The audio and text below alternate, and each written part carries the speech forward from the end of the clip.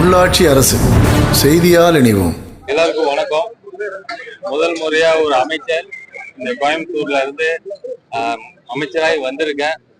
எல்லாத்துக்கும் பொதுவானவனா, எல்லாத்துக்கும் சரிசமமானவனா, தலைவர் சொன்ன மாதிரி எம் மதமும் நம் மதம் அப்படின்னு சொல்லியிருந்தாரு. அதே மாதிரி எல்லா சாதியும் என்னோட சாதியா நினைச்சு இங்க சாதி மத வேறுபாடு இல்லாம, மொழி வேறுபாடு இல்லாம கோவை மக்கள் எல்லாருமே என்னோட சொந்த குடும்பமா நினைச்சு, தமிழ்நாடு மக்கள் எல்லாருமே தமிழக வெற்றி கழகத்தோட குடும்பமா நினைச்சு அவங்களுக்காக உழைக்கிறதுக்காக நாங்க தயாரா இருக்கோம். நிச்சயம் எங்களோட மக்களுக்கு உண்மையா இருப்போம். கோவை மாவட்டத்தோட வளர்ச்சியில தமிழக வெற்றி கழகத்துடைய பங்கு, தமிழக வெற்றி கழகத்தோட ஆட்சியில கோவை மிகப்பெரிய வளர்ச்சி அடைஞ்சது அப்படிங்கிற ஒரு நிலையை எட்டுவோம். அதுதான் எங்களோட லட்சியமும் கூட. இது ஒரு வாழவே தகுதி இல்லாத, இந்த மண்ணில் வாழ தகுதி இல்லாதவர்கள் செய்யக்கூடிய செயல். ரொம்ப வன்மையா கண்டிக்கிறோம்.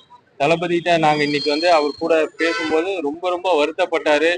இதை தடுக்கிறதுக்கான அத்தனை ஒரு முயற்சிகளும் இனி ரொம்ப தீவிரமா எடுக்கப்படும். ஆட்சி அமைஞ்சு 12 நாளுக்குள்ள இப்படி ஒரு துயர சம்பவத்தை கேட்டு உண்மையாலுமே தமிழக வெற்றி கழகம் கண்ணீர் வடிக்கிறது. அந்த அந்த குற்றவாளிக்கு மிக மிக கடுமையான தண்டனை வழங்க அரசு அனைத்து வகைகளிலும் முயற்சி செய்யும். இயன்ற வரைக்கும் 25-30 வருஷமாவது கடுங்காவல் தண்டனை இருக்கணும். இல்லை என்றால் நீதிமன்றத்தில் மிக அழுத்தமாக வாதிட்டு அவருக்கு தூக்கு தண்டனை கிடைக்கும் வரைக்கும் தமிழக வெற்றி கழகம் போராடும். சமரசம் இல்லாமல் பெண்கள் பாதுகாப்பு, குறிப்பாக பெண் குழந்தைகளோட பாதுகாப்புல சமரசம் இல்லாமல் முயற்சி எடுப்போம். இப்போ ஆரம்பிச்சிருக்கோம். நிச்சயம் இது ஒரு நாள்ல நடந்த விஷயம் கிடையாது.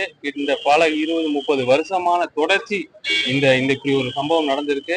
நிச்சயம் இது போன்ற அடுத்த சம்பவங்கள் எதுவும் நடக்காம சரியான பாதுகாப்பு தமிழக வெற்றி கழகம். ஒரு உண்மையானா, இப்ப நான் என்னோட துறை இப்பதான் வரேன். நீங்க டாஸ்மாக் ஊழல்ல புறையோடி போய் கிடக்கிற ஒரு நிர்வாகம்னா டாஸ்மாக் தான்.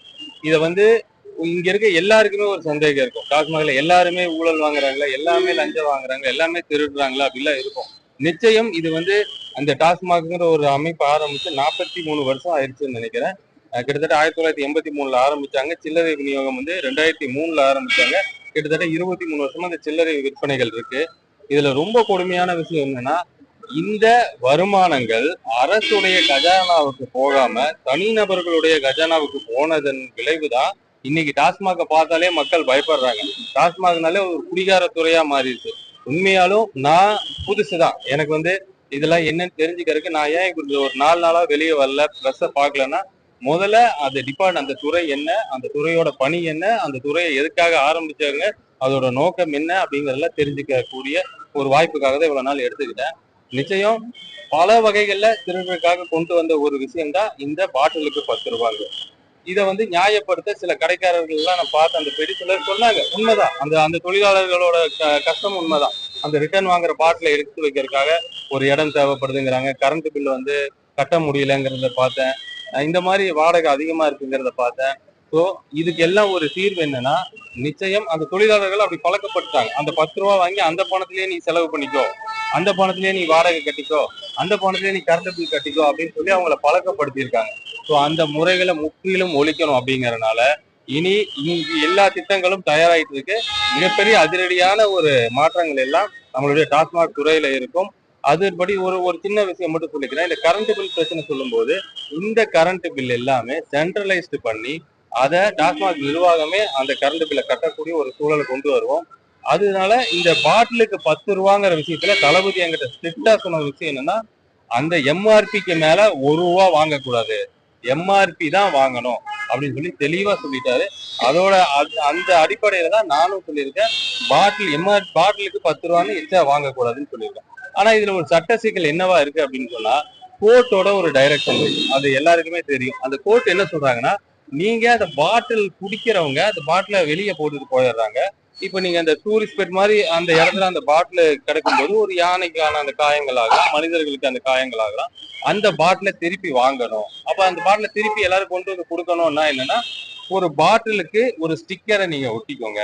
ஒட்டி அதுல 10 ரூபாய் எக்ஸ்ட்ரா வாங்கிக்கோங்க. திருப்பி அந்த பாட்டில கொண்டு கொடுத்தால் அந்த 10 ரூபாய திருப்பி கொடுத்துருங்க அப்படின்னு சொல்லி கோர்ட்டு சொல்ல.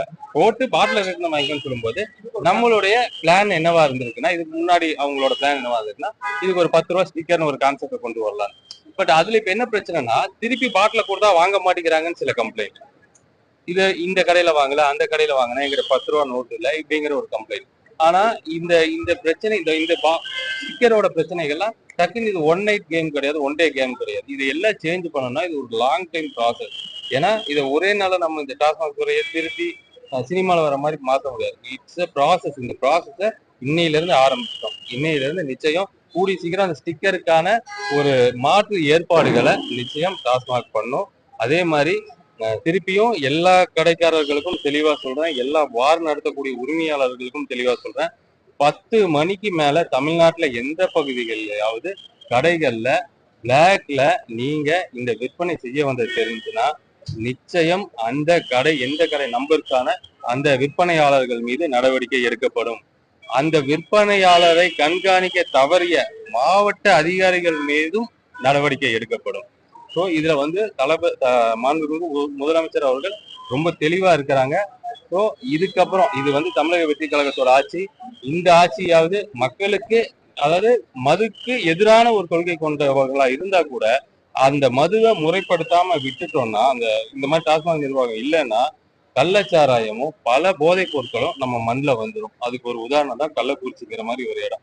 இவ்வளோ செட்டப் இருக்கும்போதும் அந்த கள்ளக்குறிச்சியில வந்து ஒரு அந்த கடந்த ஆட்சிகள்ல வந்து ஒரு சாராயம் கொண்டு வராங்கன்னா இதெல்லாம் பாதுகாக்கிறதுக்காக கொண்டு வந்த துறை தான் இது.